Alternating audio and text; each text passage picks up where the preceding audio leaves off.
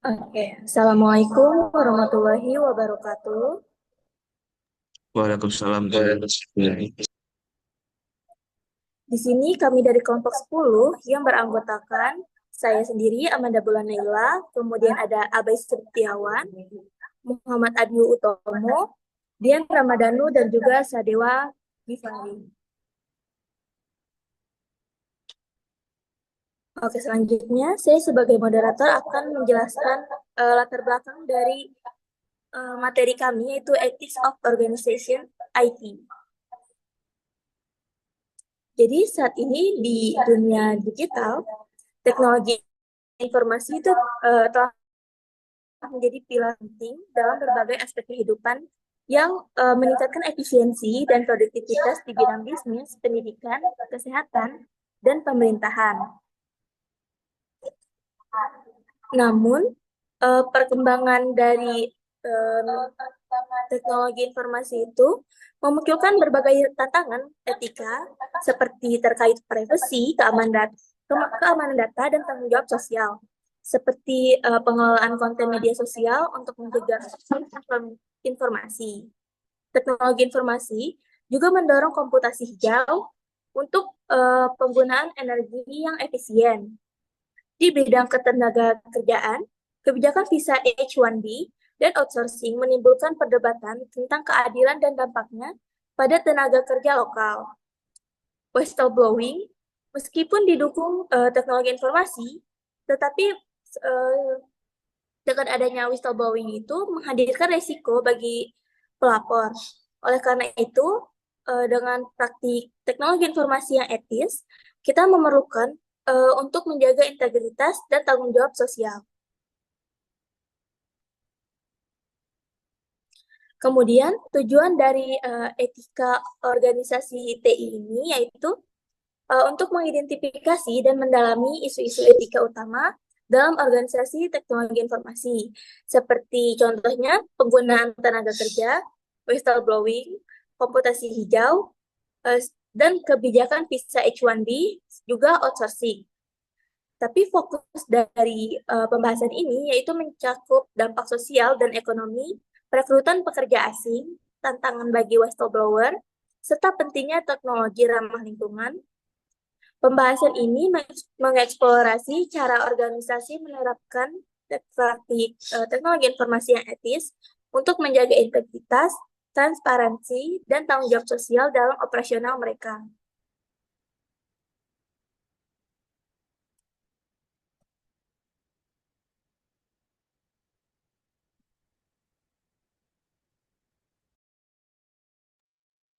Oke, selanjutnya, untuk masalah utama bagi organisasi IT akan dijelaskan oleh teman kelompok saya, yaitu Abiu.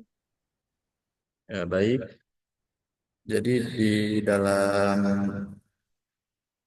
etika berorganisasi di TI itu ada beberapa komponen ya, yaitu ada masalah utamanya, kemudian ada peraturan utama dalam organisasi IT, kemudian ada contoh kasusnya, green computing, dan yang terakhir ICT atau Industry Code of Conduct. Di sini saya mulai dari masalah utama bagi organisasi IT. Kebutuhan prakerja non-tradisional. Pekerja non-tradisional seperti pekerja kontrak, sementara dan dari agensi outsourcing digunakan untuk perusahaan, khususnya di sektor TI, untuk mencapai fleksibilitas dan efisiensi biaya dengan menghindari kewajiban tunjangan karyawan penuh waktu. Nah, penggunaan pekerja ini memungkinkan perusahaan menyesuaikan tim kerja yang sesuai dengan kebutuhan proyek, menekan biaya penggajian, dan meningkatkan fleksibilitas operasional.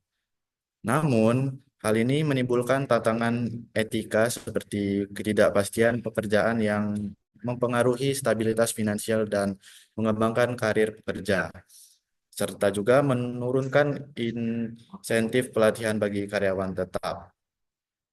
Pekerja non-tradisional juga cenderung memiliki komitmen dan loyalitas yang lebih rendah terhadap perusahaan yang bisa berdampak pada keterlibatan mereka dalam mendukung nilai perusahaan. Pengusaha juga harus membuat keputusan etis tentang merekrut pekerja dari sumber ini atau mengembangkan staf internal mereka untuk memenuhi kebutuhan di bidang pekerjaan. Kemudian ada pekerja kontingensi, yaitu tenaga kerja tanpa kontrak jangka panjang yang meliputi kontraktor, independen, pekerja sementara, dan pekerja yang disediakan oleh agensi. Perusahaan TI menggunakan pekerja kontrak untuk proyek jangka pendek atau ketika kebutuhan staf teknis berfluktuasi seperti proyek restrukturasi atau pengembangan produk. Pekerja ini bergabung dengan tim internal selama proyek, lalu pindah ke tugas lain tanpa jaminan kelanjutan kerja. Firma staf sementara dan perusahaan penyewaan karyawan menyediakan pekerja lepas yang dilatih dan ditugaskan sesuai kebutuhan klien. Kerja sementara sering menerima upah per jam lebih tinggi, tetapi tanpa tunjangan perusahaan. Perusahaan penyewaan menangani biaya dan administrasi terkait, mungkin penghematan biaya bagi klien. Konsultan IT disediakan oleh perusahaan konsultan yang memiliki pakar dengan keahlian tinggi untuk proyek khusus dengan kontrak yang mencakup durasi dan pembayaran sesuai kesepakatan. Kemudian di sini ada keuntungan menggunakan pekerja kontingen dan kekurangan menggunakan pekerja kontingen. Jadi keuntungan penggunaan pekerja kontingen memungkinkan perusahaan menghemat biaya dengan tidak menyediakan tunjangan seperti asuransi dan uang pensiun serta memberikan fleksibilitas dalam menyesuaikan jumlah pekerja sesuai kebutuhan proyek. Perusahaan juga dapat melepas pekerja kontrak saat kebutuhan menurun tanpa dampak besar pada moral karyawan tetap. Selain itu juga banyak pekerja kontrak yang sudah memiliki keterampilan khusus sehingga perusahaan bisa menghindari biaya pelatihan. Hal ini dapat membantu perusahaan merespon perubahan pasar dengan cepat dan efisien. Kemudian kekurangan menggunakan pekerja kontingen, yaitu kekurangannya penggunaan kerja kontingen adalah kurangnya keterkaitan mereka dengan perusahaan yang dapat mengurangi komitmen terhadap proyek dan meningkatkan tingkat pergantian pekerja. Pekerja kontrak mungkin memperoleh keterampilan berharga selama proyek, tetapi perusahaan kehilangan aset ini setelah proyek selesai. Nah, hal ini bisa mengganggu transfer pengetahuan dan kelangsungan proyek yang lebih besar.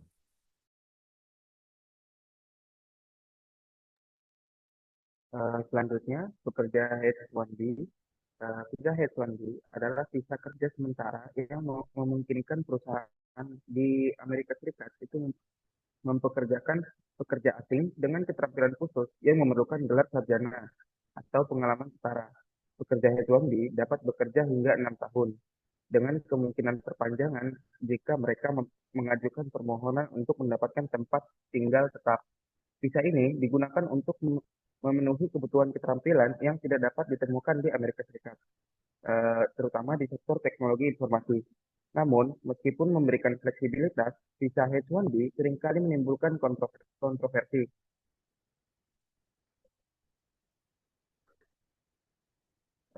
seperti potensi eksploitasi pekerja dengan gaji yang lebih rendah dari standar pasar, serta dampak pada upah dan kesempatan kerja bagi pekerja Amerika Serikat. Selain itu, masalah komunikasi bahasa dan perbedaan budaya dapat menyebabkan isolasi pekerja H1B yang memerlukan perhatian dari perusahaan untuk membantu mereka beradaptasi dan berintegrasi dalam tim.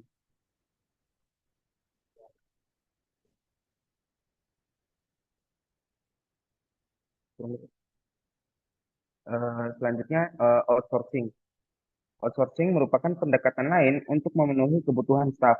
Outsourcing merupakan pengaturan bisnis jangka panjang di mana perusahaan mengontrak layanan dengan organisasi luar yang memiliki keahlian dalam menyediakan fungsi tertentu. Perusahaan dapat mengontrak organisasi untuk menyediakan layanan seperti mengoperasikan pusat data, mendukung jaringan telekomunikasi, atau menyediakan staf di meja bantuan komputer. Masalah etika dalam outsourcing itu mencakup sejumlah pertimbangan seperti perlakuan adil terhadap pekerja, kondisi kerja, dan dampak pada tenaga kerja lokal. Perusahaan yang mengoutsourcingkan fungsi bisnis mereka ke negara lain mungkin berhadapan dengan isu-isu seperti standar upah yang rendah dan kondisi kerja yang tidak memenuhi standar. Praktik ini dapat menyebabkan eksploitasi tenaga kerja di negara-negara dengan regulasi ketenagakerjaan yang lebih lemah. Selain itu, outsourcing juga seringkali menimbulkan kekhawatiran tentang kehilangan pekerjaan di negara asal perusahaan yang memengaruhi stabilitas ekonomi lokal dan kesejahteraan masyarakat. Selanjutnya, outsourcing lepas pantai. Outsourcing lepas pantai itu adalah bentuk outsourcing di mana layanan disediakan oleh organisasi yang karyawannya berada di negara asing. Pekerjaan apapun yang dilakukan dengan biaya yang relatif tinggi di Amerika itu dapat menjadi kandidat untuk outsourcing lepas pantai. Bukan hanya pekerjaan teknologi informasi. Outsourcing lepas pantai juga menawarkan manfaat seperti penghematan biaya, tenaga kerja, dan percepatan pengembangan perangkat lunak dengan model kerja 24 jam di zona waktu berbeda. Tetapi juga memiliki kekurangan signifikan. Di antaranya adalah biaya tersembunyi seperti waktu dan biaya tambahan untuk komunikasi, masalah etika terkait pengurangan staf lokal, serta tantangan budaya dan bahasa yang dapat menghambat koordinasi. Risiko keamanan data juga meningkat, seperti dalam kasus kebocoran data di Rumah Sakit Grady Memorial. Selain itu, perusahaan dapat kehilangan pengetahuan internal penting. Selanjutnya, untuk memastikan keberhasilan proyek outsourcing lepas pantai, perusahaan harus menerapkan strategi manajemen proyek yang proaktif dan memastikan akuntabilitas penuh. Evaluasi menyeluruh terhadap perusahaan outsourcing itu sangat penting, termasuk menilai keahlian teknis karyawan, kemampuan manajerial, infrastruktur telekomunikasi, dan kapasitas staf. Perusahaan juga harus mengamankan perlindungan data dengan memastikan laporan audit SAS nomor 70 terpenuhi. Tips strategis mencakup penetapan spesifikasi bisnis yang jelas, penilaian stabilitas vendor, dan membangun komunikasi yang andal. Proses kontrol versi formal, kamus istilah, dan dokumentasi yang terstruktur dengan baik juga diperlukan untuk mencegah kesalahpahaman. Disarankan agar ada manajer proyek di lokasi klien dan manajer jaringan di lokasi vendor untuk mengatasi hambatan budaya dan logistik.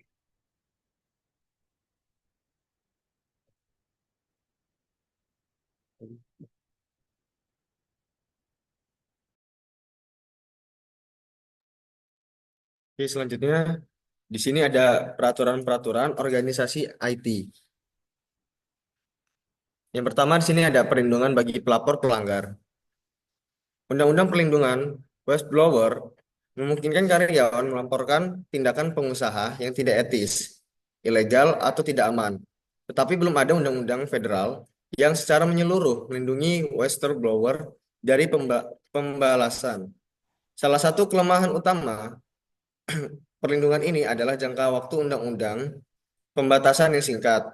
Ketentuan quitem dalam undang-undang klaim palsu memungkinkan warga negara mengajukan gugatan atas nama pemerintah Amerika Serikat terkait penipuan yang dilakukan oleh kontraktor pemerintah atau badan yang menggunakan dana pemerintah. Pemerintah dapat memilih untuk ikut serta dalam kasus tersebut atau penggugat swasta dapat melanjutkan gugatan sendiri. Pelanggar dapat dikenai denda 3 kali jumlah uang yang ditipu, serta denda perdata antara 5.000 US dollar hingga 10.000 US dollar per klaim palsu. Penggugat QuickTime dapat menerima 15 hingga 30% dari total ganti rugi, tergantung pada kontribusi mereka terhadap keberhasilan kasus tersebut.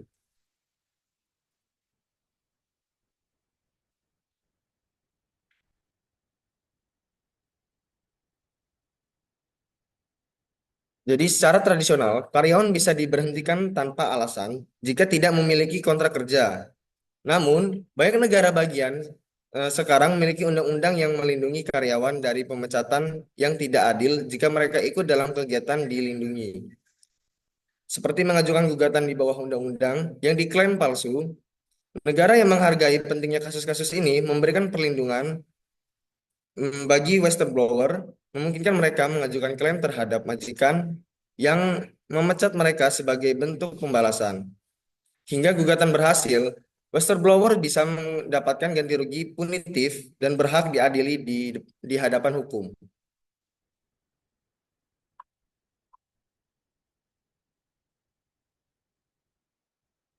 Untuk menghadapi situasi pengungkapan pelanggaran, setiap kasus menggunakan pelanggaran melibatkan situasi yang unik.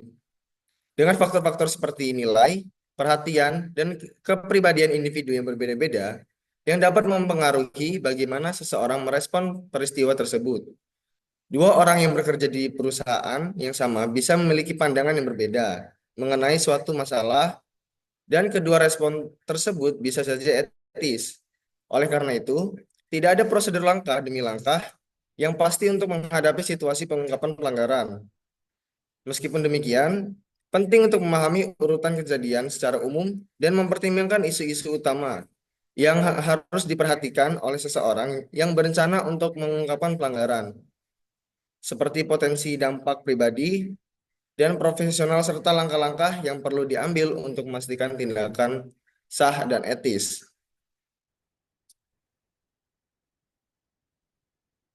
Untuk menilai keseriusan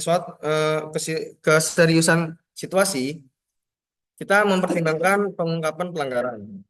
Seseorang harus memiliki pengetahuan khusus bahwa perusahaan atau rekan kerja bertindak tidak etis dan bahwa tindakan tersebut merupakan ancaman serius terhadap pentingnya publik. Karyawan harus secara hati-hati dan informal mencari sumber daya terpercaya di luar perusahaan dan meminta penilaian mereka. Apakah mereka juga melihat situasi tersebut sebagai situasi yang serius? Sudut pandang mereka dapat membantu karyawan melihat situasi dari perspektif yang berbeda dan meredakan kekhawatiran. Di sisi lain, sumber daya eksternal dapat memperkuat kecurigaan awal karyawan yang memaksa serangkaian keputusan etis yang sulit.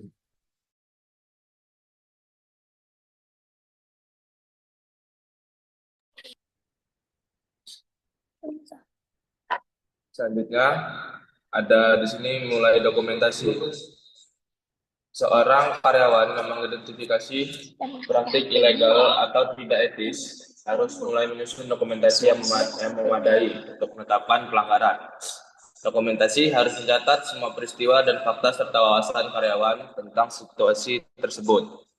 Catatan ini membantu menyusun kronologi peristiwa jika kesaksian hukum diperlukan di masa mendatang. Seorang karyawan harus mengidentifikasi dan menyalin semua memo pendukung, korespondensi, manual, dan dokumen lainnya sebelum mengambil langkah berikutnya. Jika tidak, catatan dapat hilang dan tidak dapat diakses. Karyawan harus menyimpan dokumentasi dan memperbaruinya selama proses berlangsung. Selanjutnya, ada upaya untuk menangani situasi secara internal.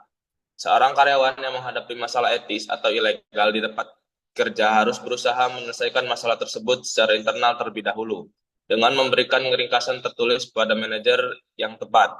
Fokusnya harus dapat pengungkapan fakta dan dampaknya terhadap orang lain, dengan tujuan memperbaiki masalah, bukan menyalahkan orang lain. Langkah ini sangat penting karena pengungkapan pelanggaran bisa berdampak negatif pada masa depan karyawan, sehingga tidak boleh dianggap enteng. Sebelum pengungkapan pelanggaran, karyawan harus memastikan bahwa tindakan tersebut memang tidak etis dan merupakan ancaman serius terhadap kepentingan publik. Mereka bisa mencari penilaian dari sumber eksternal yang terpercaya untuk memastikan keseriusan masalah tersebut. Jika situasi ini memang serius, tindakan lebih lanjut mungkin diperlukan. Tetapi jika manajer yang terlibat dalam perilaku yang tidak etis, karyawan bisa menghadapi pembalasan seperti pemutusan hubungan kerja atau upaya untuk mendiskreditkan mereka. Sebagai contoh ekstrim, Dr. Jeffrey Wingate yang mengungkapkan kesalahan di industri tembakau menerima ancaman pembunuhan anonim meskipun tidak ada yang dapat dilacak kembali ke sumbernya. Pertimbangkan untuk meningkatkan situasi dalam perusahaan. Jika upaya awal karyawan untuk menyelesaikan masalah secara internal tidak berhasil, mereka mungkin merasa perlu mengambil langkah lebih lanjut, seperti melibatkan pihak luar organisasi. Meskipun melanggar aturan atasan, langsung dapat berisiko terhadap karir. Beberapa organisasi memiliki petugas etika atau manajer senior yang dapat menangani masalah dengan adil. Namun, dalam banyak kasus, karyawan yang menantang manajer bisa saja dipecat, diturunkan jabatannya, atau dipindahkan ke posisi yang kurang diinginkan. Jika manajer senior menolak menangani masalah tersebut, karyawan mungkin memutuskan untuk meninggalkan organisasi atau mencari mutasi untuk menghindari konflik lebih lanjut. Tindakan pembalasan semacam ini mengirimkan pesan kuat bahwa kesetiaan kesetiaan dihargai dan penentang akan menghadapi konsekuensi keras. Namun, apakah pembalasan tersebut etis sangat bergantung pada sejauh mana masalah yang dihadapi karyawan benar-benar sah. Jika karyawan bereaksi berlebihan terhadap masalah kecil, mereka mungkin pantas menerima teguran. Selanjutnya ada di sini, gunakan sumber daya yang berpengalaman untuk mengembangkan peraturan. Rencana aksi seorang whistleblower harus berkonsultasi dengan penasihat hukum yang kompeten, yang memiliki pengalaman dalam kasus-kasus whistleblower. Ia akan menentukan undang-undang dan menghukum mana yang berlaku, bergantung pada lembaga, pemberi pekerja, dan negara bagian yang terlibat, dan pada sifat kasusnya. Penasihat hukum juga harus mengetahui undang-undang pembatasan untuk melaporkan pelanggaran serta perlindungan whistleblower di bawah hukum. Sebelum membocorkan ke publik, karyawan harus mendapatkan penilaian yang jujur tentang kewajaran posisi hukumnya, biaya gugatan hukum, dan penerimaan biaya gugatan hukum. Selanjutnya, melaksanakan rencana aksi. Seorang whistleblower yang memilih untuk mengajukan masalah secara hukum harus melakukannya berdasarkan penelitian dan bimbingan penasihat hukum. Jika whistleblower ingin tetap tidak dikenal, tindakan yang paling aman adalah membocorkan informasi secara anonim kepada pers. Namun, masalah dengan pendekatan ini adalah bahwa klaim anonim seringkali tidak ditanggapi dengan serius. Dalam kebanyakan kasus, bekerja secara langsung dengan lembaga regulasi dan otoritas hukum yang tepat lebih mungkin memberikan hasil, termasuk pengenaan denda, penghentian operasi, atau tindakan lain yang menarik perhatian langsung organisasi yang melanggar. Selanjutnya, menghadapi konsekuensinya. Whistleblower atau pelapor harus waspada terhadap pembalasan, seperti didiskreditkan oleh rekan kerja, diancam, atau dijebak. Misalnya, manajemen dapat berupaya agar pelapor dipindahkan, diturunkan jabatannya, atau dipecat karena melanggar beberapa aturan kecil, seperti datang terlambat ke kantor atau pulang lebih awal. Untuk membenarkan tindakan mereka, manajemen dapat berargumen bahwa berperilaku tersebut telah berlangsung lama. Pelapor mungkin memerlukan strategi yang baik dan pengacara yang baik untuk melawan tindakan tersebut dan mengambil tindakan hukum. Oke, selanjutnya di sini ada contoh kasus dari whistleblower sendiri. Jadi, telah terjadi pelanggaran data komputer besar-besaran di TGX atau perusahaan induk TG Maxx, Marshalls, dan toko-toko lain yang memengaruhi 94 juta akun Visa dan Mastercard yang terjadi pada bulan Juni tahun 2005. Jadi ada seorang mahasiswa yang bekerja per jam di TGX itu menyadari bahwa banyak masalah keamanan terkait komputer di perusahaan. Nah, sebelum pelanggaran data terjadi, mahasiswa tersebut melaporkan hal tersebut kepada manajernya, kepada atasannya, dan mengunggah informasi tentang pelanggaran tersebut di forum keamanan daring pada saat itu, yaitu di website http://class.sla.ckers.org. Nah, pada forum tersebut, mahasiswa itu mengungkap kelemahan keamanan yang serius dengan cukup rinci, sehingga informasi tersebut dapat berguna bagi para hacker atau perangai. Kemudian, karyawan tersebut berbicara kepada manajer toko dan manajer pencegahan kerugian listrik sebelum pelanggaran data terjadi. Tapi karena manajer itu selanjutnya nggak ada yang dilakuin, tidak ada yang dilakukan, akhirnya pekerja tersebut dipecat karena pengungkapan publik dan pelanggaran perjanjian kerahasiaannya.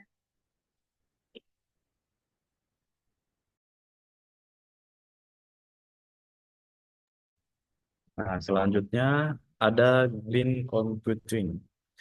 Saat ini banyak produsen komputer mengembangkan perangkat PC ramah lingkungan yang menggunakan lebih sedikit listrik, sehingga mengurangi jejak karbonnya. Namun, agar benar-benar hijau, perusahaan perangkat keras juga harus mengurangi bahan berbahaya dan meningkatkan jumlah material yang dapat didaur ulang dalam proses manufaktur dan pengemasan mereka. Produsen juga harus membantu konsumen membuang produk mereka secara aman ketika masa pakainya sudah berakhir. Komponen elektronik seperti komputer dan ponsel mengandung ratusan bahan berbeda. Beberapa di antaranya berbahaya bagi manusia dan lingkungan seperti berilium, kadmium, timbal, merkuri, BFR, selenium, dan PVC. Paparan terhadap bahan-bahan ini dapat membahayakan pekerja, rantai pasokan, dan bahkan pengguna. Saat mendaur ulang atau menghancurkan perangkat elektronik, perhatian khusus perlu dilakukan untuk menghindari pencemaran lingkungan.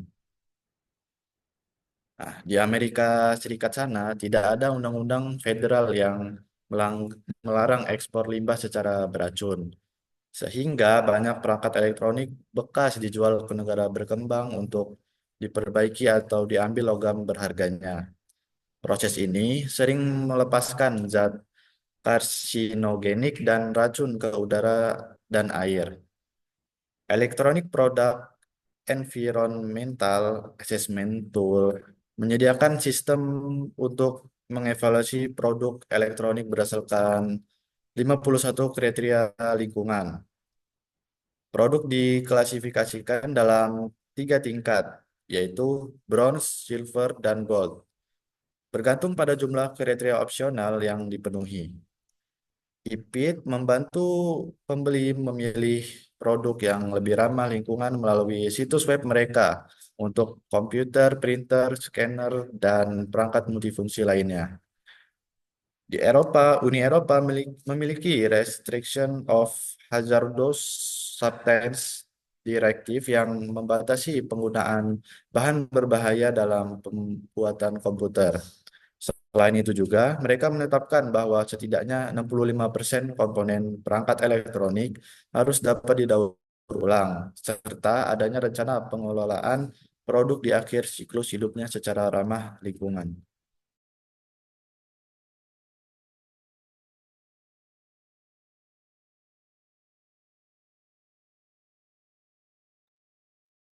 Selanjutnya, di sini ada green computing. Negara bagian California menerapkan undang-undang yang serupa, yaitu Electric Waste Recycling. Sebagai hasil dari peraturan ini, banyak produsen yang mulai menghilangkan BEVR dari casing PC mereka. Sebagai contoh, pada awal tahun 2010, Apple merilis iPad yang bebas dari arsenik, merkuri, PVC, dan BVR dengan casing aluminium dan kaca yang dapat didaur ulang. Diperkirakan pada tahun 2010 terdapat sekitar 1,3 juta ton limbah elektronik yang terdiri dari komputer, monitor, dan perangkat kelas lainnya di Amerika Serikat. Beberapa negara bagian telah menetapkan program daur ulang untuk perangkat komputer usang, baik melalui biaya tambahan per unit atau kewajiban produsen untuk menerima kembali produk saat pembuangan. Organisasi aktivis lingkungan seperti Greenpeace memberikan penilaian terhadap produsen elektronik. Berdasarkan kebijakan mereka tentang bahan beracun, daur ulang, dan perubahan iklim. Pada tahun 2012, Greenpeace memberikan skor pada produsen teratas dengan nilai sempurna 10 sebagai standar tinggi ramah lingkungan, yang masih menandakan bahwa upaya lanjut diperlukan.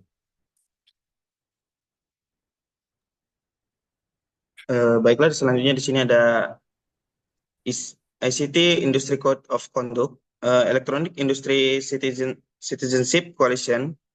Itu didirikan untuk mempromosikan kode etik umum bagi industri elektronik dan teknologi informasi dan komunikasi TIK.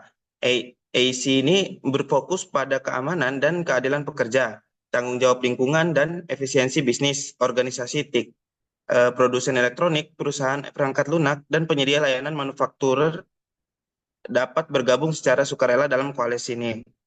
ACC telah menetapkan kode etik yang mendefinisikan kinerja, kepatuhan, audit, dan panduan pelaporan dalam 5 area tanggung jawab sosial. Yang pertama ada tenaga kerja, kesehatan dan keselamatan, lingkungan, sistem manajemen, dan etika. Organisasi yang mengadopsi kode ini menerapkan di seluruh rantai pasokan mereka secara global dan meminta pemasok utama untuk mengakui dan menerapkannya. Pada Juni 2013, lebih dari 86 anggota ACC, termasuk perusahaan besar seperti Apple, Cisco, Dell, HP, IBM, Intel, Lenovo, Microsoft, Oracle, Samsung, dan Sony telah mengadopsi kode ini. Nah, berikut adalah 5 area tanggung jawab sosial dalam kode etik ACC. Yang pertama itu ada tenaga kerja. Para peserta berkomitmen untuk menjunjung tinggi hak asasi pekerja dan memperlakukan mereka dengan martabat dan hormat sesuai dengan pemahaman internasional. Yang kedua, kesehatan dan keselamatan. Peserta memahami bahwa lingkungan kerja yang aman dan sehat tidak hanya mengurangi resiko kecelakaan dan penyakit, tetapi juga meningkatkan kualitas produk, konsistensi produksi, serta mempertahankan dan meningkatkan moral kerja. Yang ketiga, lingkungan. Peserta menyadari bahwa tanggung jawab terhadap lingkungan adalah bagian integral dari produksi produk berkualitas tinggi. Yang keempat, sistem manajemen. Peserta harus memiliki atau menetapkan sistem manajemen yang terkait dengan isi kode ini. Sistem manajemen ini dirancang untuk memastikan kepatuhan terhadap hukum, regulasi, dan persyaratan pelanggan yang berlaku, serta kesesuaian dengan kode ini dan mengidentifikasi risiko operasional yang terkait. Yang terakhir, etika. Untuk memenuhi tanggung jawab sosial dan meraih kesuksesan di pasar, peserta dan agen mereka harus menjunjung tinggi standar etika tertinggi, termasuk integritas bisnis, tidak ada keuntungan yang tidak semestinya, keterbukaan informasi, hak kekayaan intelektual, dan privasi.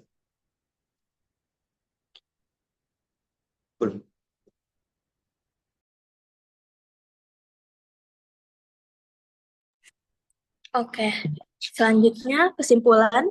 Jadi dari industri teknologi informasi itu telah menghadapi berbagai tantangan etika dalam praktik bisnis modern, seperti penggunaan tenaga kerja non-tradisional, kontraktor, pekerja outsourcing, dan pemegang visa H1B, menawarkan fleksibilitas dan efisiensi biaya, tetapi dari sisi lain memunculkan dilema terkait stabilitas pekerjaan, kompensasi yang adil, serta pengembangan karyawan internal.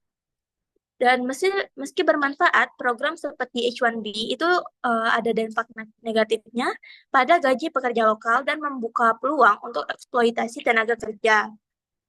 Kemudian, inisiatif Green Computing menjadi upaya penting dalam memastikan keberlanjutan lingkungan dengan mempromosikan desain, operasi, dan pembuangan perangkat teknologi informasi yang efisien dan ramah lingkungan.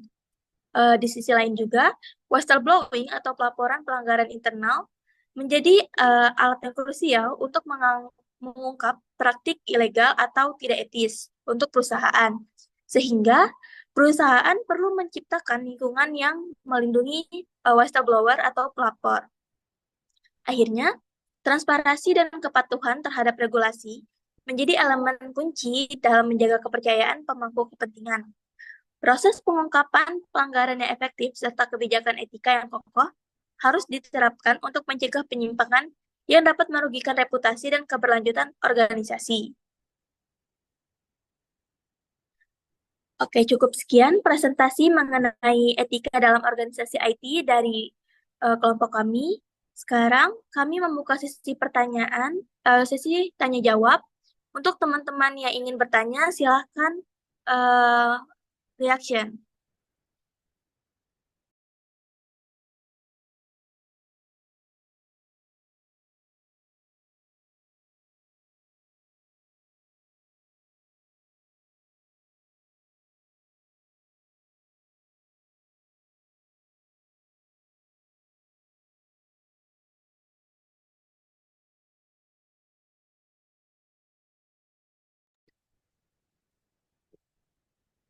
Oke, di sini kami membuka 3 sesi pertanyaan terlebih dahulu. Silakan untuk oh tadi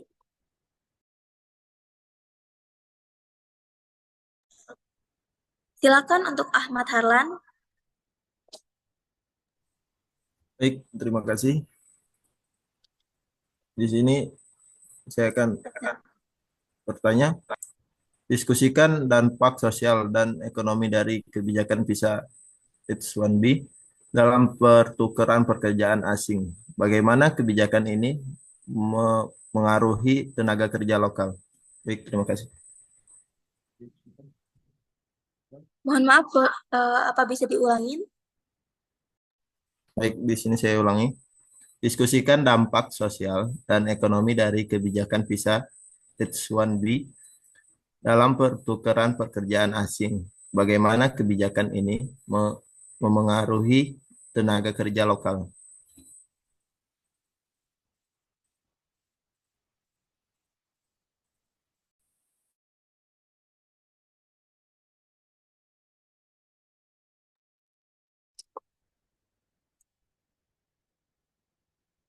Oke, kita tampung pertanyaan dulu ya. Selanjutnya, silakan untuk Ferry Sanjaya. Baik, terima kasih. Tadi kan di sini kelompok kalian membahas tentang teknologi informasi ya. Nah, jadi pertanyaannya tuh bagaimana teknologi informasi itu dapat meningkatkan efisiensi dan produktivitas di berbagai sektor. Nah, dan apa saja tantangan etika yang muncul akibat perkembangan teknologi ini gitu. Terima kasih.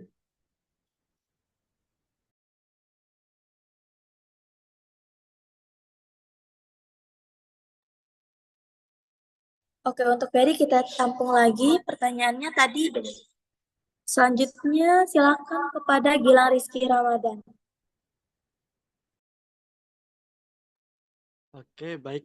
Terima kasih. Jadi kan tadi kalian membahas atau mengenai dengan komputasi hijau ya. Jadi bagaimana sih Amazon ini mengatasi isu konsumsi energi tinggi dari pusat data mereka?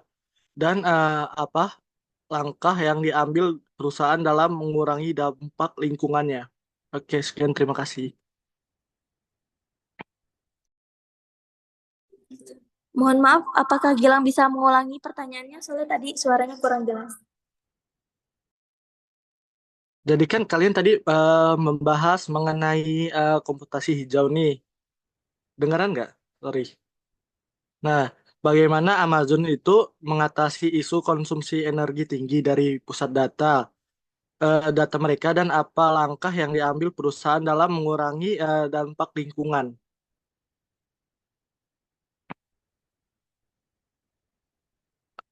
Apakah kedengaran?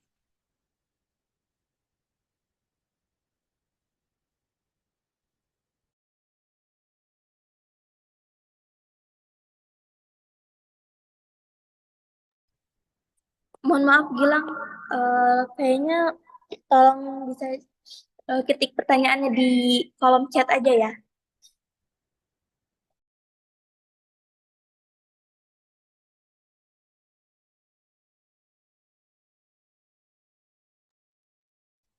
Untuk Gilang, tolong ketik pertanyaannya di chat. Selanjutnya, kami membuka sesi pertanyaan dari Casey Penta.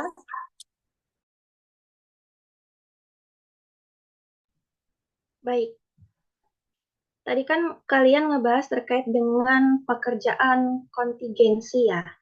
Coba kita tarik di dalam ruang lingkup Indonesia aja.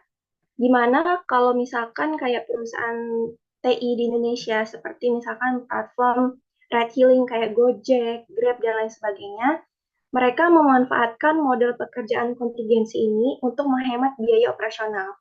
Dan di sisi lain, gimana mekanisme pengolahan pekerjaan itu dapat diterapkan agar tetap menjaga kualitas layanan kepada pelanggan meskipun para pekerjaan tersebut tidak memiliki status sebagai karyawan tetap atau dia tidak mendapatkan tunjangan kayak seperti asuransi, pensiun, dan lain sebagainya.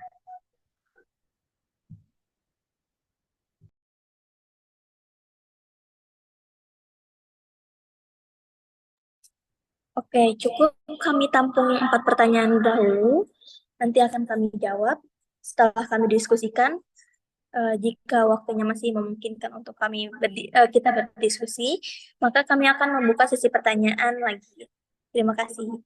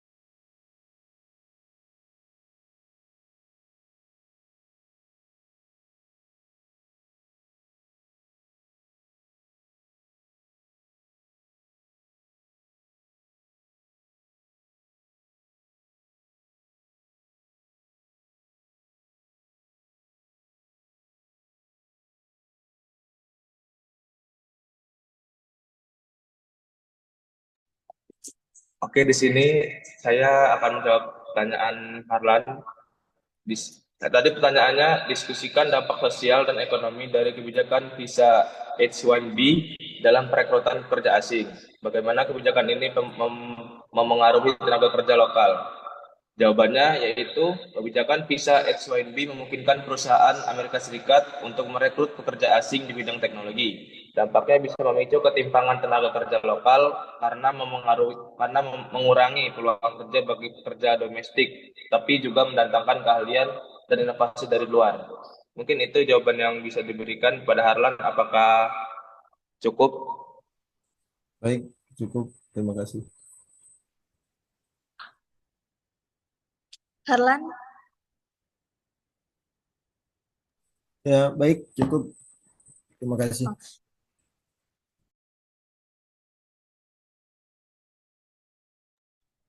Ya, baik. Di sini saya akan menjawab pertanyaan dari Saudara Ferry Sanjaya. Di sini kan pertanyaannya, bagaimana teknologi informasi atau TI dapat meningkatkan efisiensi dan produktivitas di berbagai sektor. Nah, kemudian apa saja tantangan etika yang muncul akibat perkembangan teknologi ini? Ya, jadi ada beberapa cara teknologi informasi dapat meningkatkan efisiensi di berbagai sektor. Yang pertama,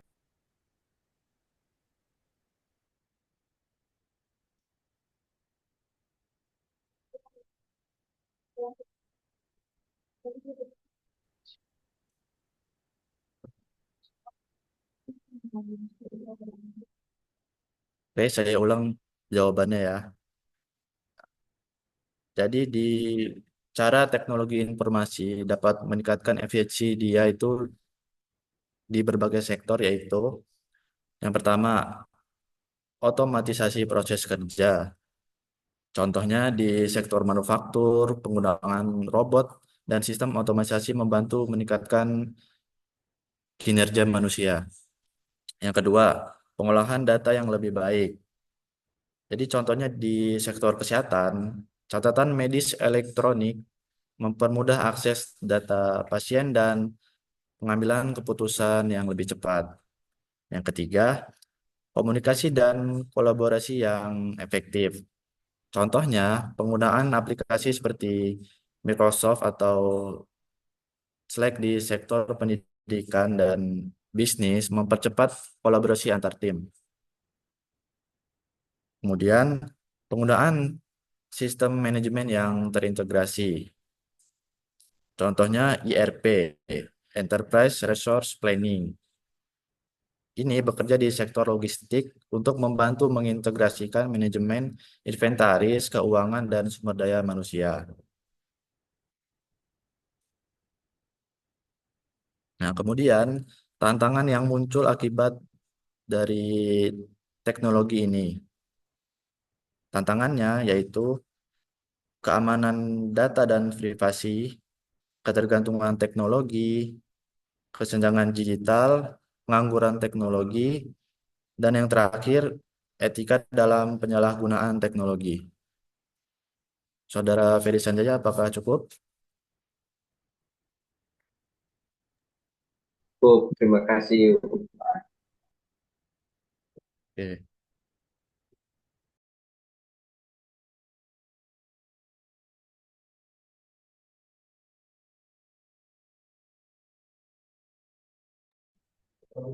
Baiklah, di sini saya akan menjawab pertanyaan Saudara Gilang. Tadi kan pertanyaannya berkaitan dengan komputasi hijau, itu bagaimana Amazon mengatasi isu konsumsi energi tinggi dari pusat data mereka, dan apa langkah yang diambil perusahaan dalam mengurangi dampak lingkungan. Nah, Amazon itu telah mengambil berbagai langkah untuk mengurangi isu konsumsi energi tinggi dari pusat data mereka dan mengurangi dampak lingkungan terkait operasi pusat data. Nah, sebagai perusahaan yang besar, itu Amazon Web Service, AWS itu salah satu layanan terbesarnya, melayani jutaan pelanggan dan perusahaan di seluruh dunia. Amazon itu menghadapi tantangan besar dalam hal efisiensi energi dan jejak karbon. Nah, berikut ini adalah beberapa langkah yang diambil Amazon untuk mengurangi dampak lingkungan. Nah, yang pertama itu menggunakan energi yang terbaru, komitmen untuk menggunakan 100% energi yang terbarukan. Amazon itu telah berkomitmen untuk mencapai penggunaan 100% energi untuk seluruh operasi globalnya, termasuk pusat data AWS. Nah, selanjutnya efisiensi energi di pusat data. Amazon itu telah mengoptimalkan desain pusat data mereka untuk meningkatkan efisiensi energi. Ini termasuk menggunakan sistem pendinginan yang lebih efisien, seperti sistem pendinginan udara luar dan pendinginan dengan air, yang mengurangi kebutuhan energi untuk sistem pendingin tradisional. Pusat data Amazon juga dirancang untuk mengurangi konsumsi energi secara keseluruhan, sambil memastikan kinerja yang optimal. Lalu selanjutnya ada inovasi dalam teknologi pendinginan, yaitu sebagian besar pusat data AWS itu baru dibangun menggunakan teknologi pendinginan yang lebih ramah lingkungan, seperti memanfaatkan udara luar, free air cooling, dan sistem pendinginan dengan air untuk mengurangi penggunaan pendingin berbasis listrik yang boros energi.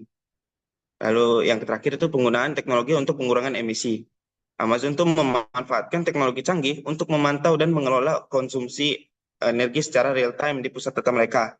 Ini memungkinkan Amazon tuh secara efisien mengidentifikasikan dan mengurangi pemborosan energi. Teknologi ini juga membantu mengoptimalkan kinerja pusat data dengan mengatur penggunaan energi berdasarkan permintaan. Baik, apakah cukup, Saudara Gilang? Baik, terima kasih Dewa.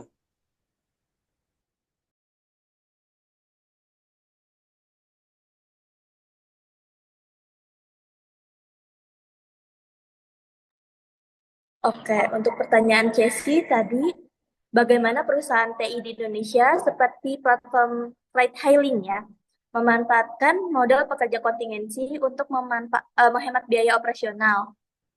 Selanjutnya, bagaimana mekanisme pengelolaan pekerja diterapkan agar tetap menjaga kualitas layanan kepada pelanggan. Oke, di sini saya akan menjawab. Jadi, perusahaan teknologi informasi di Indonesia seperti platform ride hailing itu contohnya ada Gojek dan Grab ya kalau di Indonesia. Itu memanfaatkan model pekerja kontingensi. Pekerja kontingensi ini merupakan tenaga kerja yang dipekerjakan oleh perusahaan untuk memenuhi kebutuhan sementara atau jangka pendek tanpa status karyawan tetap. Jadi mereka tidak ada seperti biaya tunjangan sehingga menghemat biaya operasional dengan menggunakan mitra dari pengemudi yang bukan karyawan tetap. Jadi perusahaan menghindari beban tunjangan seperti asuransi dan juga pensiun.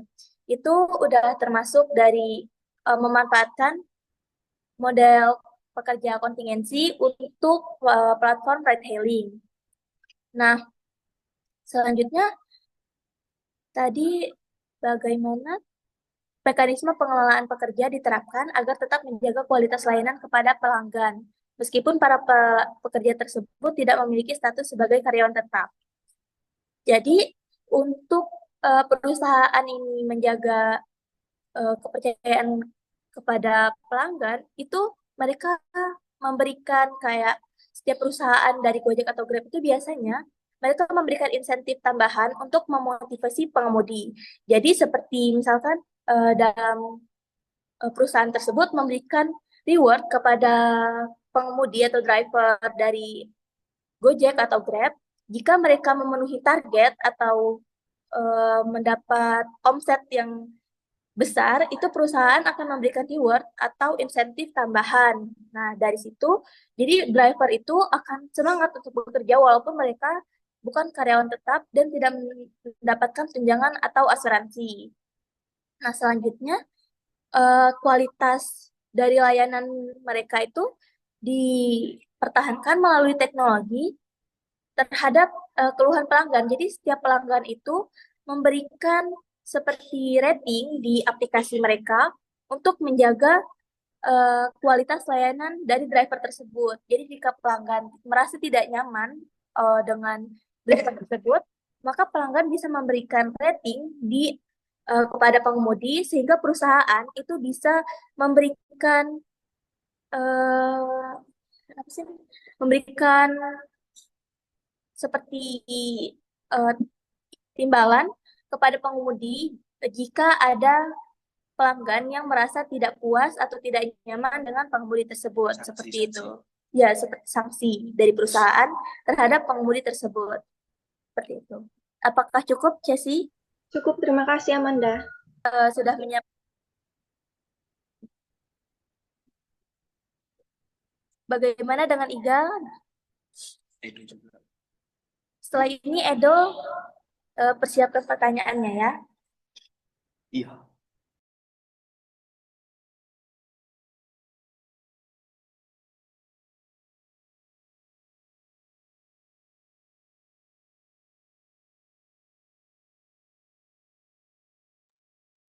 Baik, di sini saya mau nanya tentang, kan tadi kalian menyinggung mengenai organisasi dan etika. Nah, saya penasaran bagaimana perusahaan besar seperti Facebook dan Twitter mengelola masalah informasi di platform mereka. Dan apa tantangan etika yang mereka hadapi terkait dengan kebebasan berbicara dan penyebaran berita palsu. Ya, itu saja dari saya.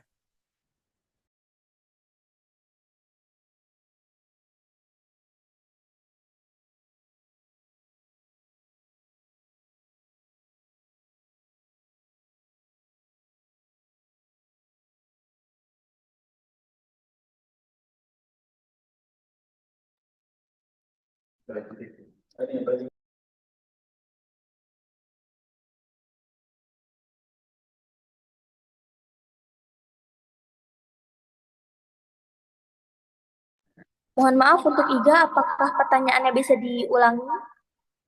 Nah, tadi kan pertanyaan saya ini, kan kalian tadi menyinggung mengenai organisasi dan etika. Nah, saya penasaran bagaimana perusahaan besar seperti Facebook dan Twitter mengelola masalah misinformasi di platform mereka. Dan apa tantangan etika yang mereka hadapi terkait dengan kebebasan berbicara dan penyebaran berita palsu.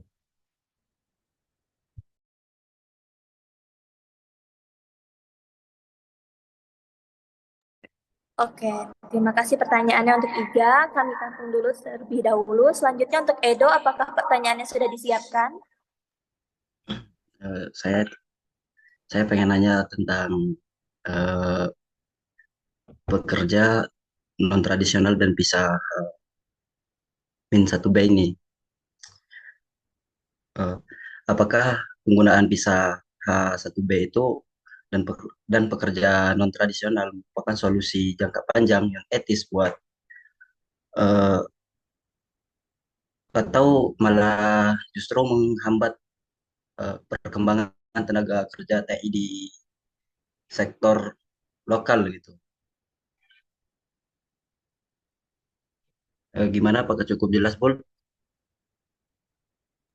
Boleh diulangi sekali lagi, Dok? Oh, apakah penggunaan visa H1B itu dan pekerja non tradisional merupakan solusi jangka panjang yang etis atau justru menghambat perkembangan tenaga kerja lokal dalam sektor TI?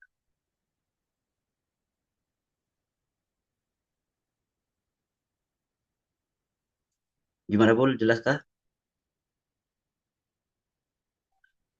Oke, jelas ya, Dok. Kita tampung pertanyaannya terlebih dahulu. Selanjutnya, masih ada yang ingin bertanya, itu ada Yunita. Kami persilahkan.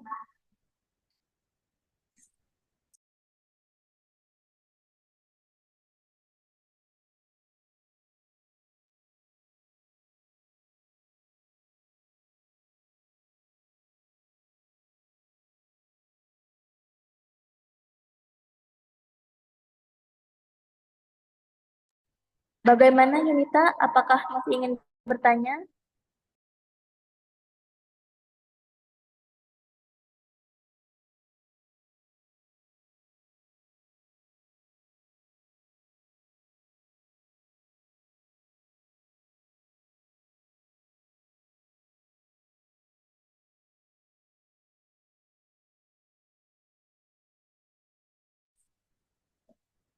Kalau begitu kami membuka pertanyaan dari Hafiz terlebih dahulu. Silakan kepada Hafiz Pula.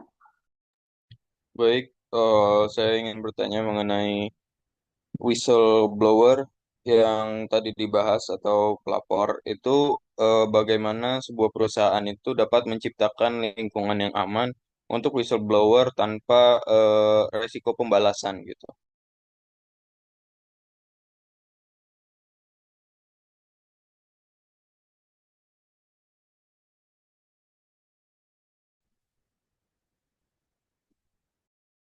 Bagaimana? Sudah jelas?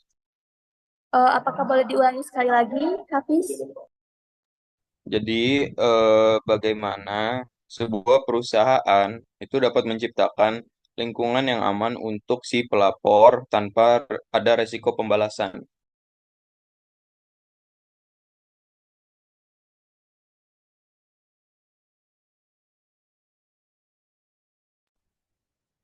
Oke, kita tampung dulu pertanyaannya. Di sini kami akan menjawab pertanyaan dari Ida terlebih dahulu yang akan dijawab oleh Abai. Oke, saya di sini akan menjawab dari Iga, pertanyaan dari Iga. Jadi jawabannya itu Facebook dan Twitter mengelola masalah misinformasi melalui kombinasi teknologi. Dengan kolaborasi dengan pihak ketiga dan kebijakan internal, mereka menggunakan algoritma berbasis kecerdasan buatan atau EA untuk mendeteksi konten yang berpotensi salah. Bekerja sama dengan organisasi pemeriksa fakta independen seperti International Fact Checking Network atau IFCN untuk memverifikasi kebenaran informasi, serta membatasi penyebaran atau menghapus konten yang terbukti salah. Selain itu, mereka menyediakan label peringatan dari konten sumber terpercaya untuk memberikan informasi yang akurat. Pengguna juga dilibatkan dengan diberi opsi melaporkan konten yang meragukan. Namun, langkah-langkah ini menghadapi tantangan etika yang sangat signifikan. Salah satu dilema utamanya adalah menjaga keseimbangan antara kebebasan berbicara dan mencegah penyebaran informasi yang berbahaya.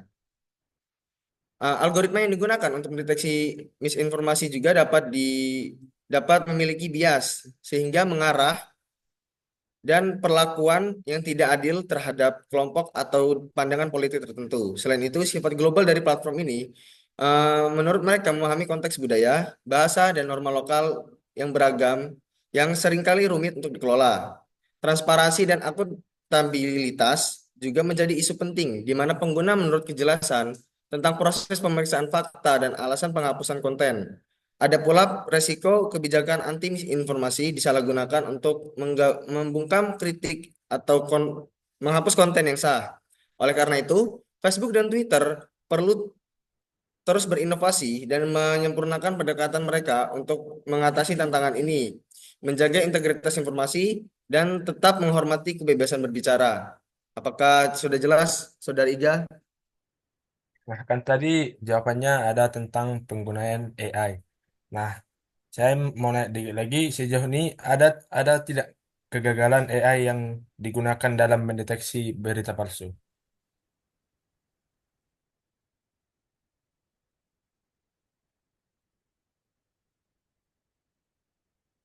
Saudara Iga?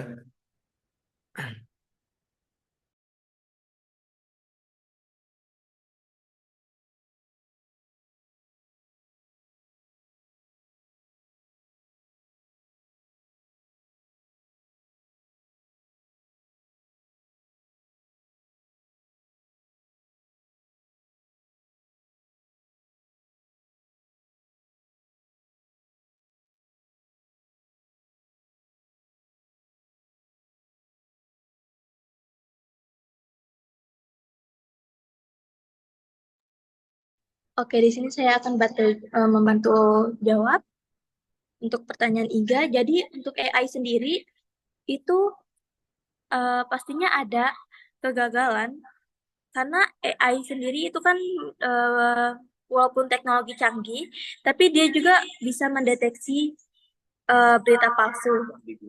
Nah, walaupun walaupun sistem dari AI itu dirancang dengan canggih untuk eh, mengenali pola dan menyaring informasi, tapi tetap ada kasus di mana AI itu gagal menyaring algoritma dengan membedakan berita palsu dan berita yang benar. Jadi kalau dari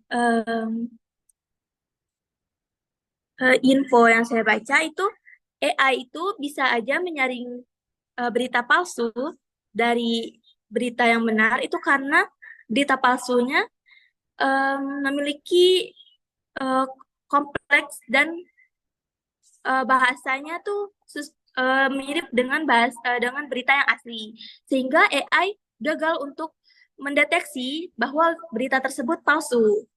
Nah, selain itu, whistleblower itu yang menyebar berita palsu menggunakan strategi canggih untuk menyamarkan informasi palsu dengan mencampurkannya bersama dengan fakta yang benar.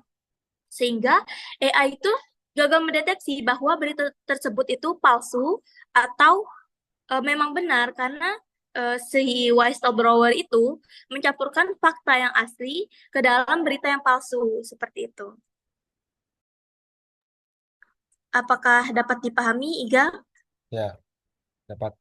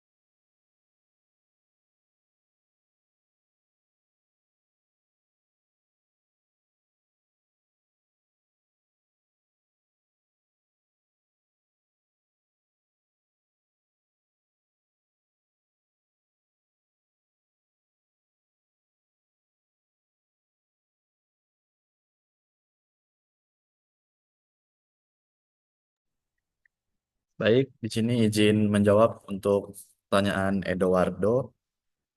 Yaitu pertanyaannya, apakah penggunaan H1B dan pekerja tradisional merupakan solusi jangka panjang yang etis atau malah justru menghambat perkembangan tenaga kerja lokal dalam sektor teknologi informasi? Sini izin jawab, penggunaan visa H1B dan pekerja non-tradisional itu dalam sektor teknologi informasi bisa menjadi solusi jangka panjang untuk mengisi kekosongan keahlian dan mempercepat inovasi. Nah, tetapi menghadirkan tantangan etis dan resiko bagi tenaga kerja lokal tersebut. Di satu sisi juga, ini membantu perusahaan mendapatkan akses talenta global dan fleksibilitas operasional dan dapat menekan upah dan mengurangi peluang bagi pekerja lokal serta menghambat investasi dalam pengembangan tenaga kerja domestik. Nah, agar etis dan berkelanjutan, perusahaan perlu menyimpangkan strategi rekrutmen global dengan komitmen untuk melatih dan mengembangkan keterampilan tenaga kerja lokal. Kemudian, menjaga keseimbangan antara pertumbuhan industri dan tanggung jawab sosial tersebut. Bagaimana, Edo? Apakah sudah cukup?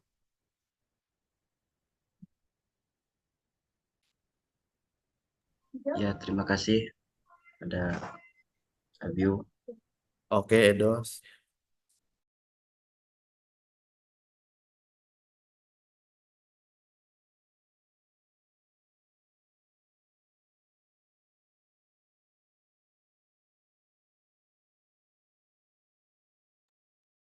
Baik, di sini saya akan menjawab pertanyaan Hafiz, yaitu bagaimana sebuah perusahaan itu menciptakan lingkungan yang aman untuk pelapor tanpa adanya resiko pembahasan.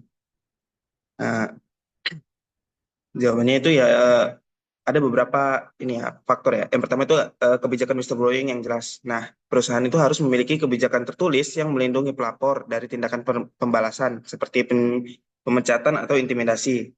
Nah, yang kedua itu ada saluran pelaporan yang aman. Itu menyediakan mekanisme anonim untuk melaporkan pelanggaran seperti hotline atau platform daring agar pelapor itu merasa lebih aman.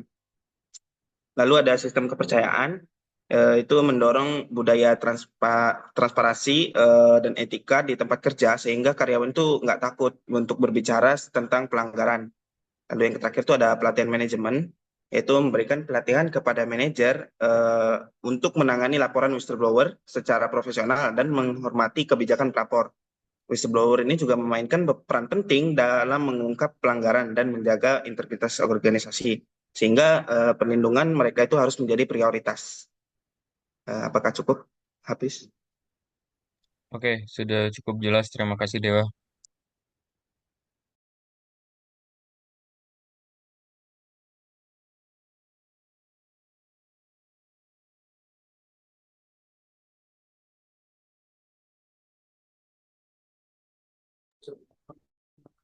Di sini kami akan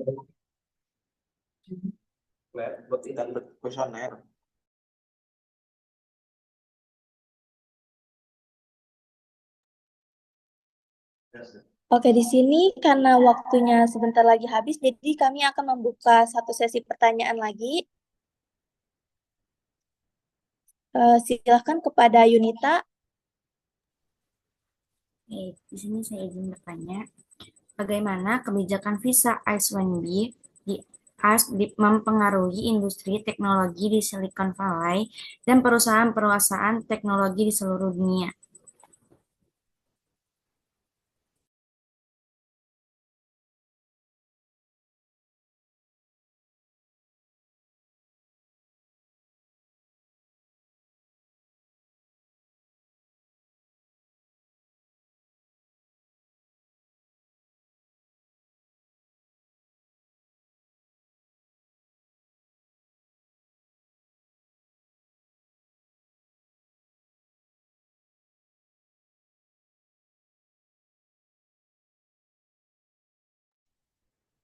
Oke, di sini saya izin menjawab dari pertanyaan Yunita tadi, bagaimana kebijakan visa H-1B di Amerika Serikat mempengaruhi industri teknologi di Silicon Valley ya, dan perusahaan-perusahaan teknologi di seluruh dunia. Jadi, kebijakan visa H-1B itu memungkinkan perusahaan-perusahaan teknologi di Silicon Valley untuk merekrut talent dari luar negeri yang sangat dibutuhkan dalam dunia industri teknologi.